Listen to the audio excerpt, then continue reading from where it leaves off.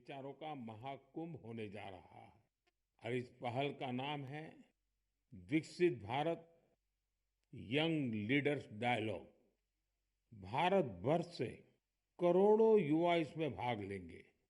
गांव, ब्लॉक, जिले, राज्य और वहां से निकलकर के चुने हुए ऐसे 2000 युवा भारत मंडपम में विकसित भारत यंग लीडर्स डायलॉग के लिए जुटेंगे। आपको याद होगा, मैंने लाल किले की प्राचीर से ऐसे युवाओं से राजनीति में आने का आह्वान किया है जिनके परिवार का कोई भी व्यक्ति और पूरे परिवार का पॉलिटिकल बैकग्राउंड नहीं है। ऐसे 1 लाख युवाओं को, नए युवाओं को राजनीति से जोड़ने के लिए देश में कई तरह के विशेष अभियान चलेंगे। विकसित भारत यंग लीडर्स डायलॉग भी ऐसा ही एक प्रयास है। इसमें देश और विदेश से एक्सपर्ट्स आएंगे, अनेक राष्ट्रीय और अंतर्राष्ट्रीय हस्तियां भी रहेगी।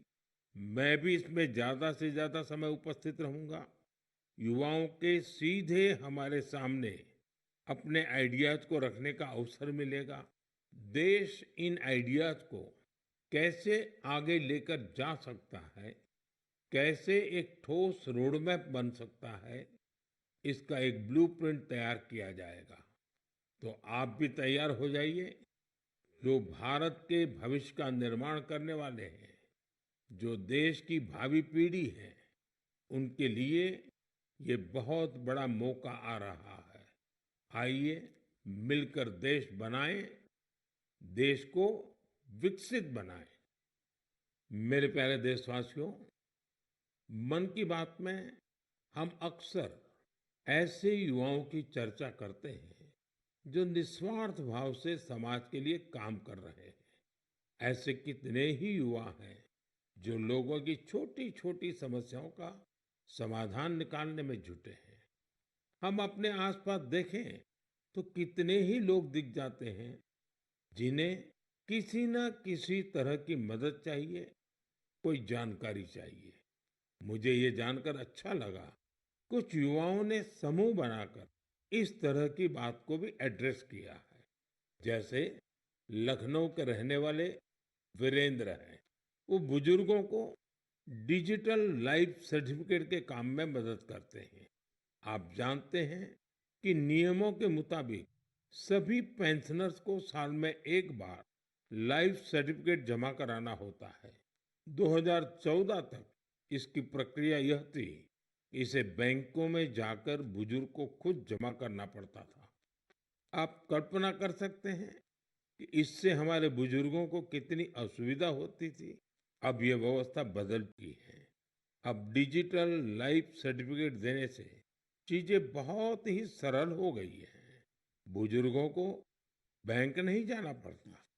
बुजुर्गों को टेक्नोलॉजी की वजह से कोई दिक्कत ना आए, इसमें वीरेंद्र जैसे युवाओं की बड़ी भूमिका है। वो अपने क्षेत्र के बुजुर्गों को इसके बारे में जागरूक करते रहते हैं। इतना ही नहीं, वो बुजुर्गों को टैक्स सेवी भी बना रहे हैं। ऐसे ही प्रयासों से आज डिजिटल लाइफ सर्टिफिकेट पाने वालों की संख्या 80 लाख के आंकड़े को पार कर गई है। इनमें से 2 लाख से ज्यादा ऐसे बुजुर्ग हैं जिनकी आयु 80 के भी पार हो गई है। साथियों, कई शहरों में युवा बुजुर्गों को डिजिटल क्रांति में भागीदार बनाने के लिए भी आगे आ रहे हैं। भोपाल के महेश ने अपने मोहल्ले के कई बुजुर्गों को मोबाइल के माध्यम से पेमेंट करना सिखाया है। इन बुजुर्गों के पास स्मार्टफोन तो था, लेकिन उसका सही उपयोग बताने वाला कोई नहीं था। बुजुर्गों को डिजिटल अरेस्ट के खतरे से बचाने के लिए भी युवा आगे आए हैं। अहमदाबाद के राजीव लोगों को डिजिटल अरेस्ट के खतरे से आगाह करते हैं। मैंने मन की बात के पिछले एपिसोड में डिजिटल अरेस्ट की चर्चा की थी। इस तरह के अपराध के सबसे ज्यादा शिकार बुजुर्ग ही बनते हैं। ऐसे में हमारा दायित्व है कि हम उन्हें जागरूक बनाएं और साइबर फ्रॉड से बचने में मदद करें। हमें बार बार लोगों को समझाना होगा कि डिजिटल अरेस्ट नाम का सरकार में कोई भी प्रावधान नहीं है। ये सरासर झूठ, लोगों को फंसाने का एक षड्यंत्र है। मुझे खुशी है कि हमारे युवा साथी इस काम में पूरी संवेदनशीलता से हिस्सा ले रहे हैं और दूसरों को भी प्रेरित कर रहे हैं। मेरे प्यारे देशवासियों, आजकल बच्चों की पढ़ाई को लेकर कई तरह के प्रयोग हो रहे हैं। कोशिश यही है कि हमारे बच्चों में क्रिएटिविटी और बढ़े, किताबों के लिए उनमें प्रेम और बढ़े।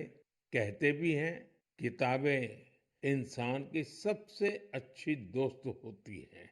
और अब इस दोस्ती को मजबूत करने के लिए लाइब्रेरी से ज्यादा अच्छी जगह और क्या होगी। मैं चेन्नई का एक उदाहरण आपसे शेयर करना चाहता हूँ। यहाँ बच्चों के लिए एक ऐसी लाइब्रेरी तैयार की गई है जो क्रिएटिविटी और लर्निंग का हब बन चुकी है। इसे प्रकृत अरिवगम के नाम से जाना जाता है। इस लाइब्रेरी का आइडिया टेक्नोलॉजी की दुनिया से जुड़े श्रीराम गोपालन जी की देन है। विदेश में अपने काम के दौरान वे लेटेस्ट टेक्नोलॉजी की दुनिया से जुड़े रहे, लेकिन वो बच्चों में पढ़ने और सीखने की आदत विकसित करने के बारे में भी सोचते रहे।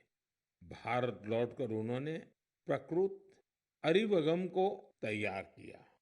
इसमें 3,000 से अधिक किताबें हैं जिन्हें पढ़ने के लिए बच्चों में होड़ लगी रहती है। किताबों के अलावा इस लाइब्रेरी में होने वाली कई तरह की एक्टिविटीज भी बच्चों को लुभाती है। स्टोरी टेलिंग सेशन हो, आर्ट वर्कशॉप्स हो, memory training classes, robotics lesson या फिर पब्लिक स्पीकिंग, यहाँ हर किसी के लिए कुछ न कुछ जरूर है जो उन्हें पसंद आता है। साथियों, हैदराबाद में फूड फॉर थॉट फाउंडेशन ने भी कई शानदार लाइब्रेरीज बनाई है। इनका भी प्रयास यही है कि बच्चों को ज्यादा से ज्यादा विषयों पर ठोस जानकारी के साथ पढ़ने के लिए किताबें मिले।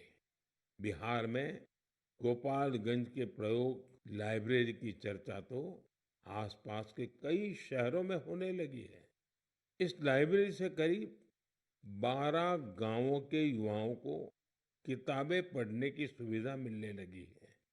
साथ ही ये लाइब्रेरी पढ़ाई में मदद करने वाली दूसरी जरूरी सुविधाएं भी उपलब्ध करा रही है। कुछ लाइब्रेरीज तो ऐसी हैं जो प्रतियोगी परीक्षाओं की तैयारी में स्टूडेंट्स के बहुत काम आ रही है। ये देखना वाकई बहुत सुखद है कि समाज को सशक्त बनाने में आज लाइब्रेरी का बेहतरीन उपयोग हो रहा है। आप भी किताबों से दोस्ती बढ़ाइए और देखिए कैसे आपके जीवन में बदलाव आता है।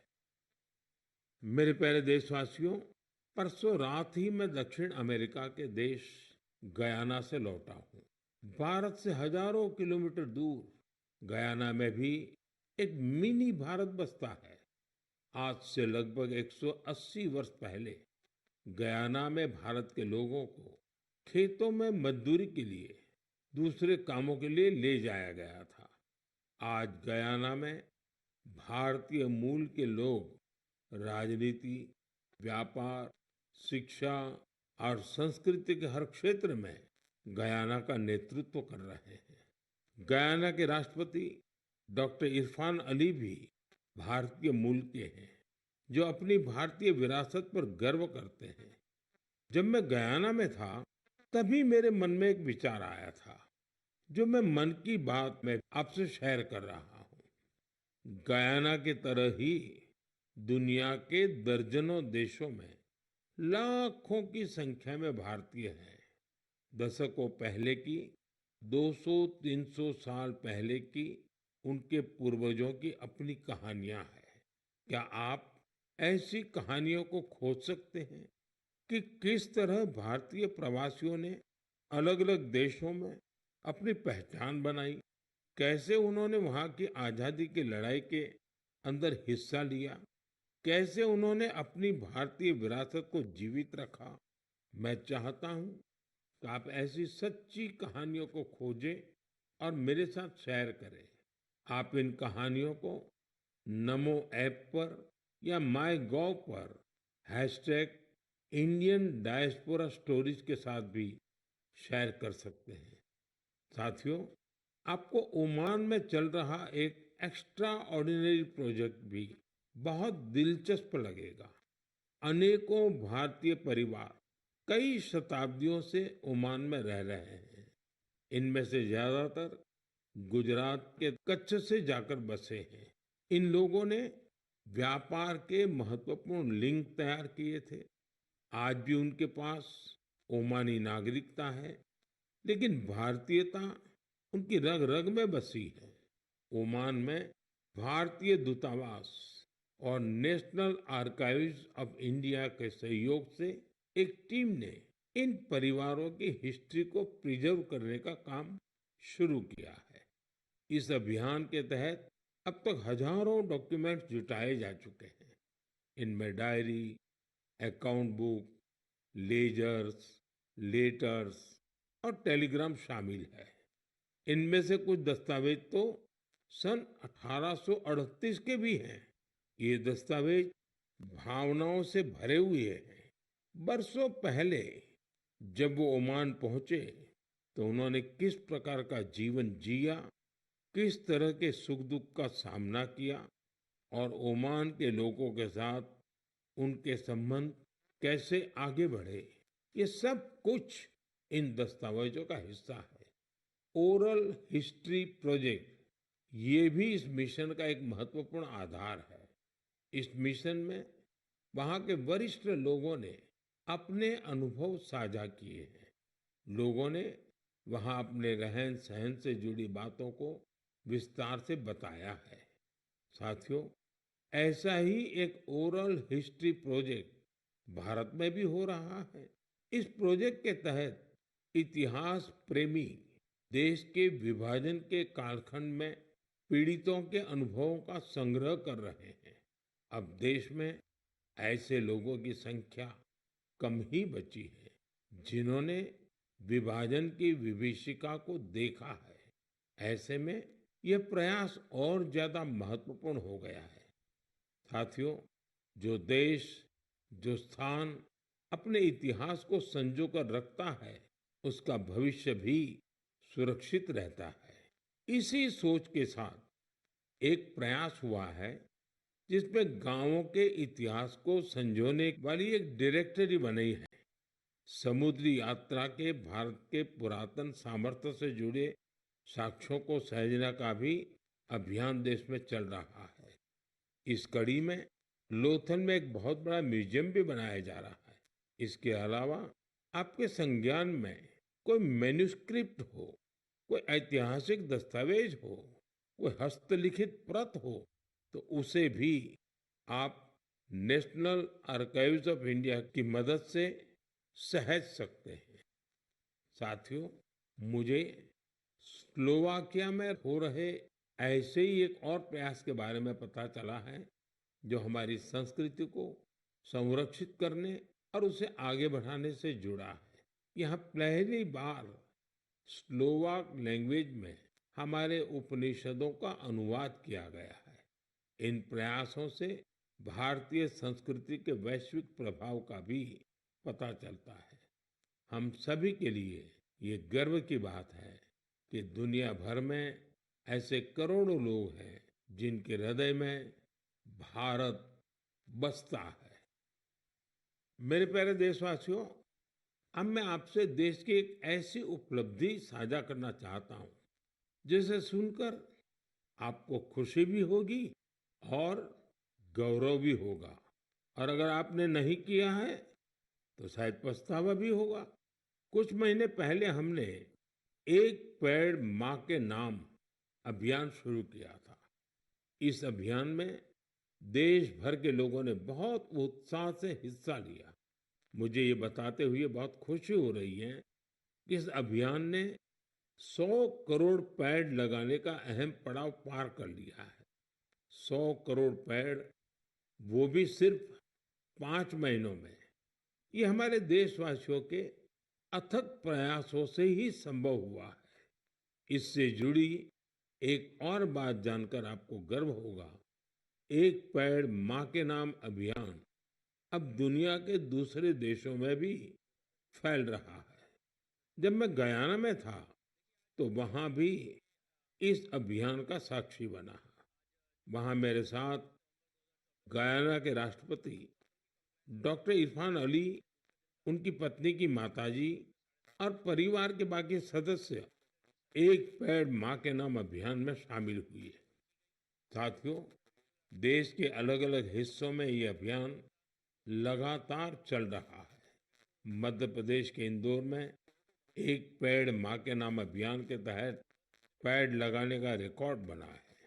यहाँ 24 घंटे में 12 लाख से ज्यादा पेड़ लगाए गए।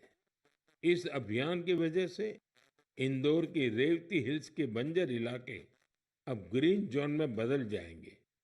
राजस्थान के जैसलमेर में इस अभियान के द्वारा एक अनोखा रिकॉर्ड बना। यहाँ महिलाओं की एक टीम ने 1 घंटे में 25,000 पेड़ लगाए। माताओं ने माँ के नाम पेड़ लगाया और दूसरों को भी प्रेरित किया। यहाँ एक ही जगह पर 5,000 से ज्यादा लोगों ने मिलकर पेड़ लगाए। ये भी अपने आप में एक रिकॉर्ड है।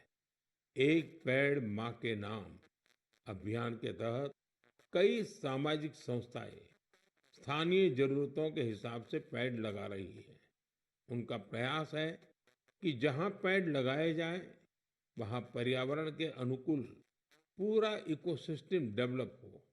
इसलिए ये संस्थाएं कहीं औषधीय पौधे लगा रही हैं, तो कहीं चिड़ियों का बसेरा बनाने के लिए पेड़ लगा रही है। बिहार में जीविका सेल्फ हेल्प ग्रुप की महिलाओं ने 75 लाख पेड़ लगाने का अभियान चला रही है। इन महिलाओं का फोकस फल वाले पेड़ों पर है, जिससे आने वाले समय में आय भी की जा सके। साथियों, इस अभियान से जुड़कर कोई भी व्यक्ति अपनी माँ के नाम पर पेड़ लगा सकता है। अगर माँ साथ है तो उन्हें साथ लेकर आप पेड़ लगा सकते हैं। नहीं तो उनकी तस्वीर साथ में लेकर आप इस अभियान का हिस्सा बन सकते हैं। पेड़ के साथ आप अपनी सेल्फी भी mygov.in पर पोस्ट कर सकते हैं। माँ हम सब के लिए जो करती हैं, हम उनका ऋण कभी नहीं चुका सकते। लेकिन एक पेड़ माँ के नाम लगाकर हम उनकी उपस्थिति को हमेशा के लिए जीवंत बना सकते हैं। मेरे प्यारे देशवासियों, आप सभी लोगों ने बचपन में गोरैया या स्पैरो को अपने घर की छत पर, पेड़ों पर चहकते हुए जरूर देखा होगा। गोरैया को तमिल और मलयालम में कुरुवी, तेलुगु में पिच्चुका और कन्नड़ा में गुब्बी के नाम से जाना जाता है। हर भाषा, संस्कृति में गोरैया को लेकर किस्से कहानी सुनाए जाते हैं। हमारे आसपास बायोडायवर्सिटी को बनाए रखने में गोरैया का एक बहुत महत्वपूर्ण योगदान होता है। लेकिन आज शहरों में बड़ी मुश्किल से गोरैया दिखती है। बढ़ते शहरीकरण की वजह से गोरैया हमसे दूर चली गई है। आज की पीढ़ी के ऐसे बहुत से बच्चे हैं जिन्होंने गोरैया को सिर्फ तस्वीरों या वीडियो में देखा है। ऐसे बच्चों के जीवन में इस प्यारी पक्षी की वापसी के लिए कुछ अनोखे प्रयास हो रहे हैं। चेन्नई के कुडुगल ट्रस्ट ने गोरैया की आबादी बढ़ाने के लिए स्कूल के बच्चों को अपने अभियान में शामिल किया है। संस्थान के लोग स्कूलों में जाकर बच्चों को बताते हैं कि गोरैया रोजमर्रा के जीवन में कितनी महत्वपूर्ण है। ये संस्थान बच्चों को गोरैया का घोंसला बनाने की ट्रेनिंग देते हैं। इसके लिए संस्थान के लोगों ने बच्चों को लकड़ी का एक छोटा सा घर बनाना सिखाया। इसमें गोरैया को रहने खाने का इंतजाम किया। ये ऐसे घर होते हैं जिन्हें किसी भी इमारत की बाहरी दीवार पर या पेड़ पर लगाया जा सकता है। बच्चों ने इस अभियान में उत्साह के साथ हिस्सा लिया और गोरैया के लिए बड़ी संख्या में घोंसला बनाना शुरू कर दिया।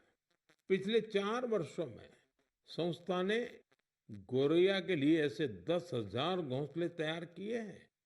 कुडूगल ट्रस्ट की इस पहल से आसपास के इलाकों में गोरैया की आबादी बढ़नी शुरू हो गई है। आप भी अपने आसपास ऐसे प्रयास करेंगे तो निश्चित तौर पर गोरैया फिर से हमारे जीवन का हिस्सा बन जाएगी। साथियों, कर्नाटका के मैसूरू की एक संस्था ने बच्चों के लिए अर्ली बर्ड नाम का अभियान शुरू किया है।